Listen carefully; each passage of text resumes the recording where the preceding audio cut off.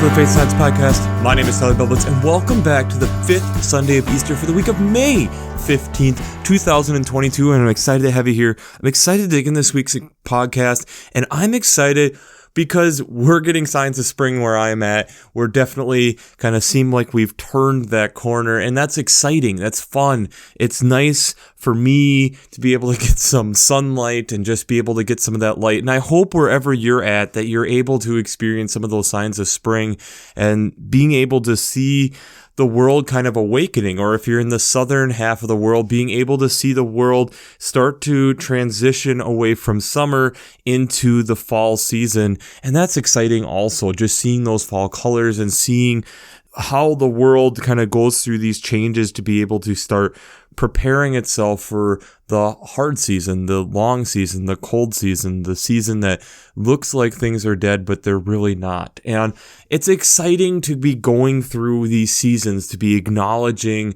how all this stuff is coming together. But if you also look at where we are within the church year, it's an exciting time because we're acknowledging the new life, the new growth of what that means that Christ didn't die. As we are in this season of Easter, what does it really mean that to have that new life, to really acknowledge that and live into that and breathe into that and acknowledge what power comes with that? And that's what's super fun. It's exciting. It's something to acknowledge. But let's look at the question that I had for you last week is, how do you make sure that your impact is greater than yourself?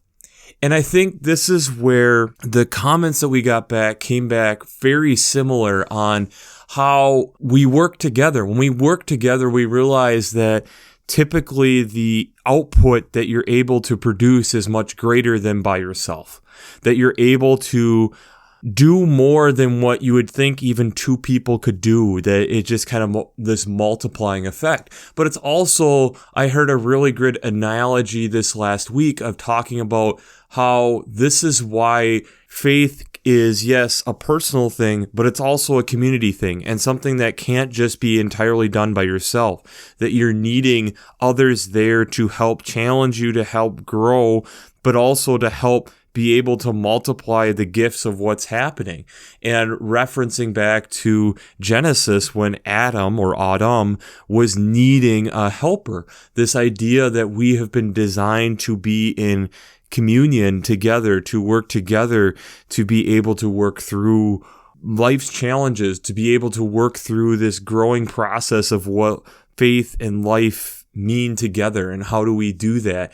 And especially when we look at this week, I don't do this very often, but I'm going to recommend, if you didn't check out last week's podcast, make sure that you listen to it, because I think there's a lot of correlation, a lot of overlap with the text that we'll have this week, but then how do they play with last week? And I think it's, if you're a preacher, I think there is definitely things you can take from last week and preach this week if you're really wanting to. But I'll bring in some different relationships, but it's kind of building a little bit off of what we talked about last week. So if you haven't checked out that one, make sure that you check out last week's. But let's just jump right into it. The first reading this week is out of Acts chapter 11, verses 1 to 18.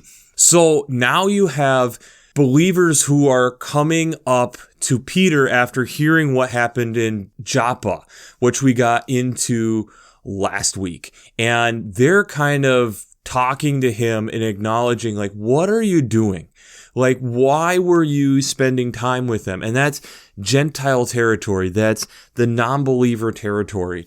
And this is where we get this vision that Peter had and talks about that he sees this cloth, these four corners being held up with four-footed animals, beasts of prey, reptiles, birds of the air, and hearing a voice to get up, Peter, kill and eat, coming from verse 7.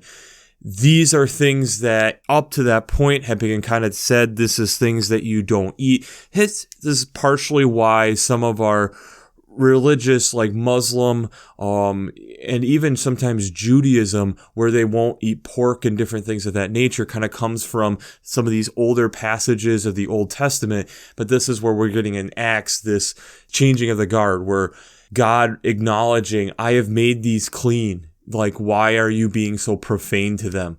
And then talking about, as he's going through this experience and eating with people who aren't part of the chosen people, realizing that, we were talked about how John baptized with water, but Jesus acknowledged that you are being baptized with the Holy Spirit, and how this isn't something that should be just contained.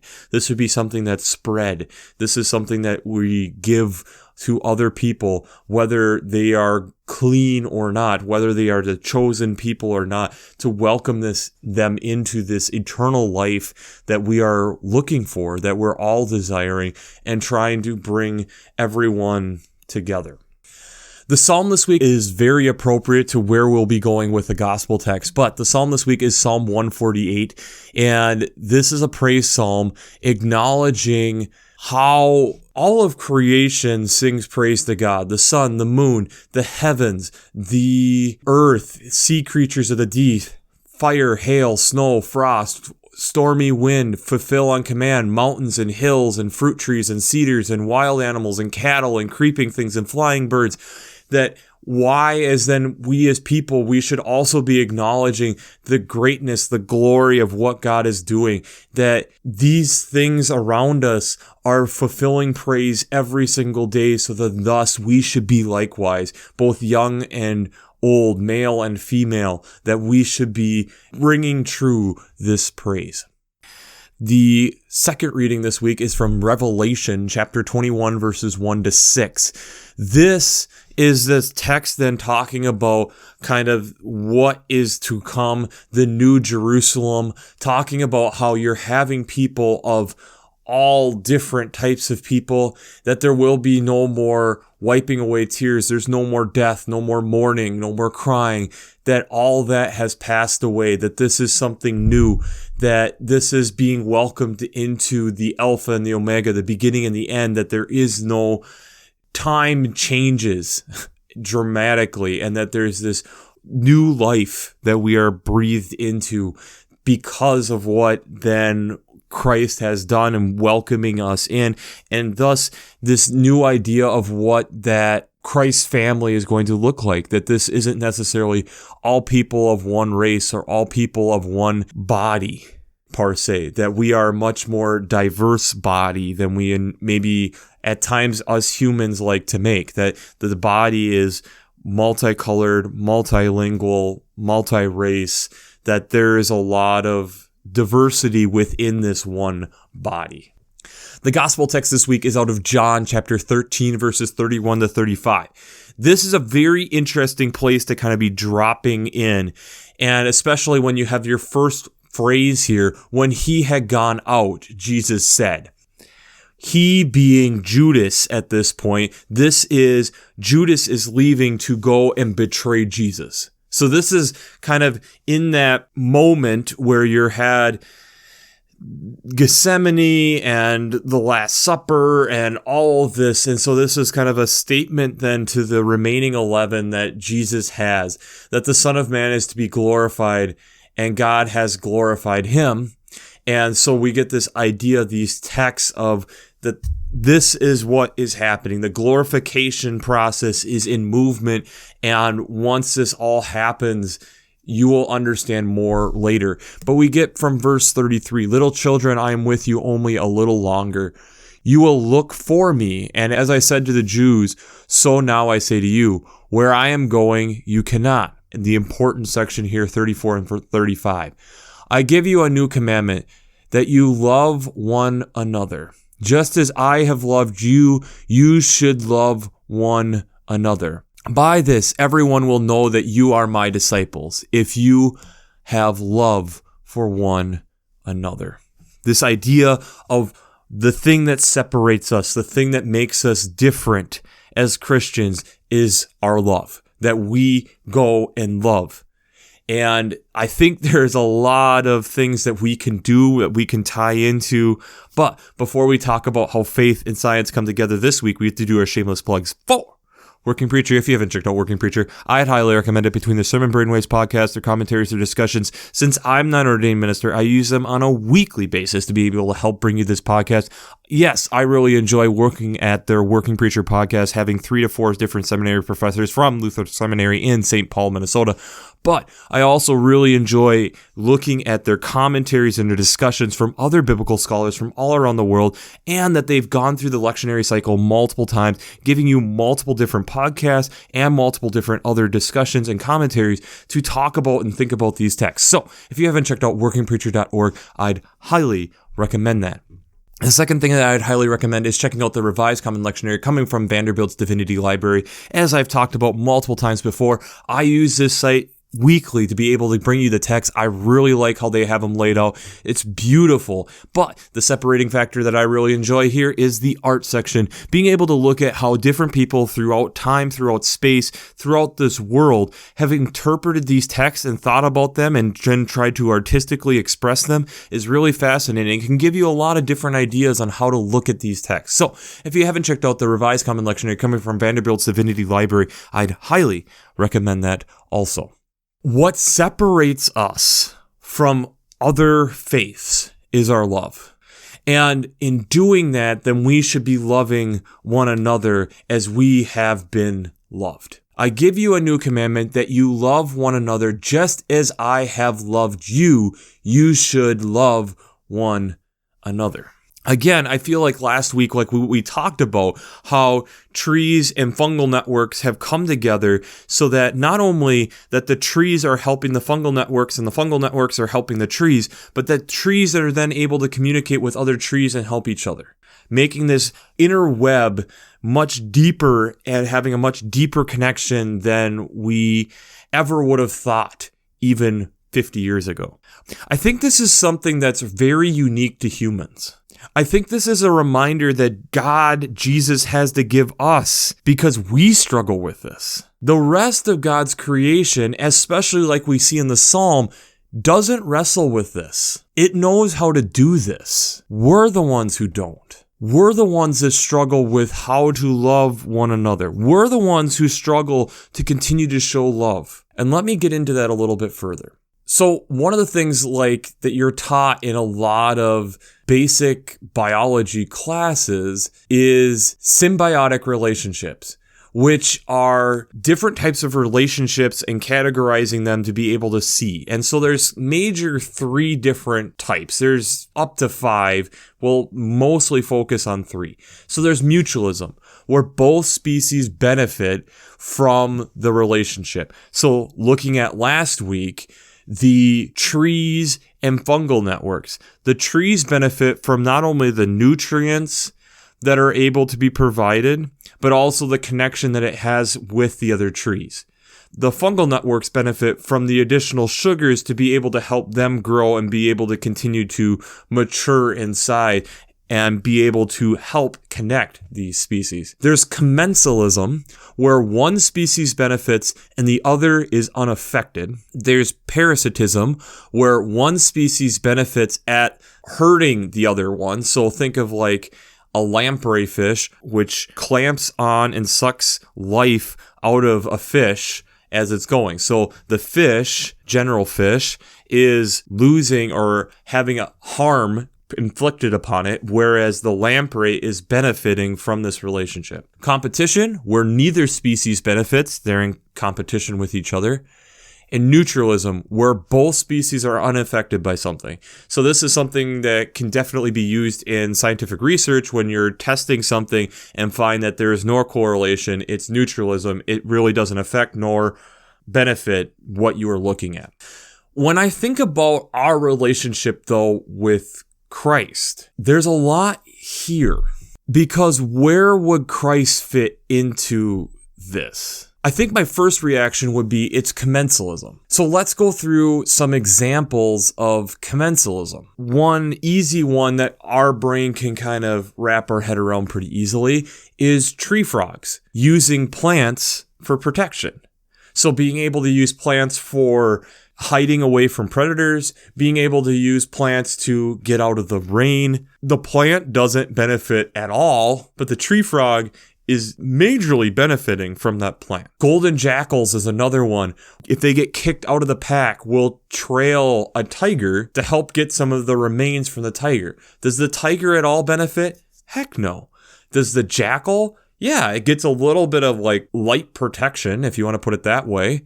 And it's also getting food to be able to continue to survive. So there's a lot of these different relationships that we think about that there can be something where we look at that, okay, yes, this relationship only benefits one side. This isn't this vast thing that there's one that severely benefits from this, whereas the other one really doesn't get anything out of it. Another one would be Ramada fish. Ramada fish are fish that kind of swim with sharks, and they get protection. They get some food scraps. There really isn't a ton of benefit that a shark gets from Ramada fish. Maybe get a little bit of a cleaning or something along those lines, but that's more pilot fish, which have that role. So it's one of these things where there isn't a ton of benefit to a shark, but it happens. But when we start thinking about a relationship with God, and especially this idea of when we are loving one another, it not only connects us with God and being able to establish and build this relationship with God to be able to better understand the character of God. I would also argue that part of this is also so that God can be in connection with us. If you think about whenever you have created something and put it into the world, whether it be artwork or sports or something like that, there is a connection that you make in that. There's a connection in that art form that it's hard to let go of. And if you think about it, the game or art wouldn't happen without you. So there is this point where you think about a relationship with God. Yes, we're benefit a lot from that. And heck, there's even probably moments where we're parasitic in how our faith is, that God keeps giving and we keep consuming. And especially if we aren't acknowledging it's a parasitic relationship that we have with God. Then we get to this point where we're trying to grow in our faith. We're trying to get to this commensalism state where God isn't necessarily benefiting, but we're growing in this relationship. And then what we really realize is it is a mutualistic relationship. It's a relationship that God has the desire to connect with us. And I think the more we look at creation in and of itself, we start realizing how much of creation is built in that way. Creation itself is built in a way to be able to love itself. And in theory, because of what it's doing, it's showing praise and glory and honor, like what the psalm is saying to God. It's giving us a glimpse of what that New Jerusalem, this new world is like. There's plenty of examples of mutualistic benefit. Take the Nile crocodile and the Egyptian plover.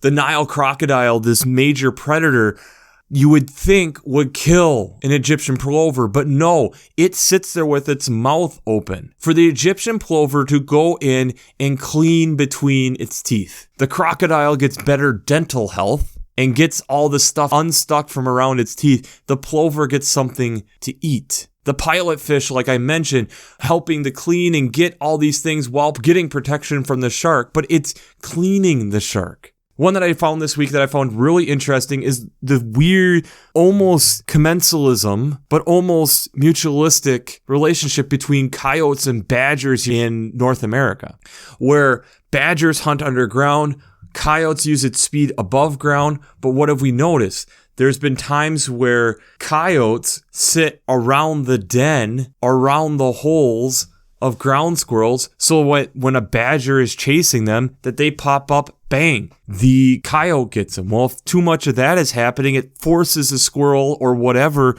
ground burrowing creature to stay in the ground. Now the badger is benefiting. There's this relationship. Now, is that mutualism? Is that commensalism? I would say that's more of a mutualistic relationship. We found one with the Colombian lesser-backed tarantula and dotted humming frog. What goes on there? The humming frog will stay in the den of a tarantula. Great protection in the burrow. What is it actually doing? They're eating different ants and things that are attacking the tarantula's eggs to help it survive. What an amazing relationship. But even in all of this, this is where I would argue we see sin enter in, or ways to try to rig the system. And it's actually a really good little clip coming from the BBC wildlife documentary Africa, using David Attenborough, looking at meerkats and drungos, where drungos can give calls to help the meerkats as they are feeding, alert that there is something of prey, to build trust so that the meerkats go and run and hide. But the drungos have a couple tricks up their sleeve. One, they can give false alarms so that they can then get some of the food that the meerkats are eating. And the meerkats may wise up to this idea, but they're also a master of mimicry. And so then they can mimic their own meerkat calls of warning to still get the meals that they're looking for.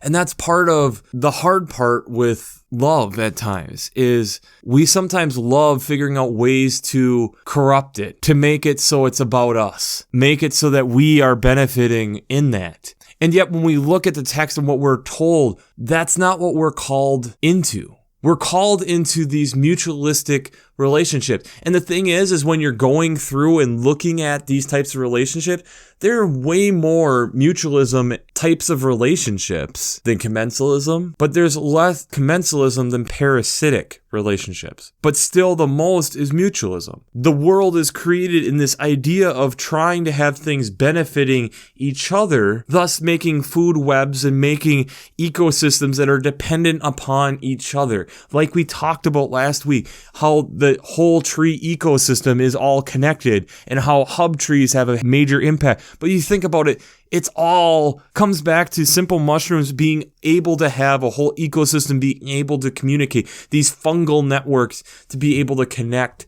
things together. I do find it interesting that here we are getting this text, and it's essentially a reminder for us to realize that we are all connected. What, the vision and revelation here in chapter 21, the new Jerusalem, this new image of what life is going to be about, is this idea of connection together, that we are going to be connected together. Acts, what Peter is going through and what the people are arguing, and it's like, no, we are more connected now. We've been baptized with the Holy Spirit to go and share this. We are going beyond just the quote-unquote chosen people. We are bringing more into the chosen people now, quotes. We are opening that up. We are loosening the restrictions. We are trying to allow for God's love to penetrate into God's creation, thus not trying to create barriers, but to break down barriers. They will recognize us by our love. I just find it interesting, especially when we're looking at using this psalm in Psalm 148, how often are we realizing that we're the ones that struggle with this? We're the last created, and I think the last to learn this. Most of creation has this figured out, that it's dependent upon each other. The trees, the plants, the animals are all interwoven together and depend on each other.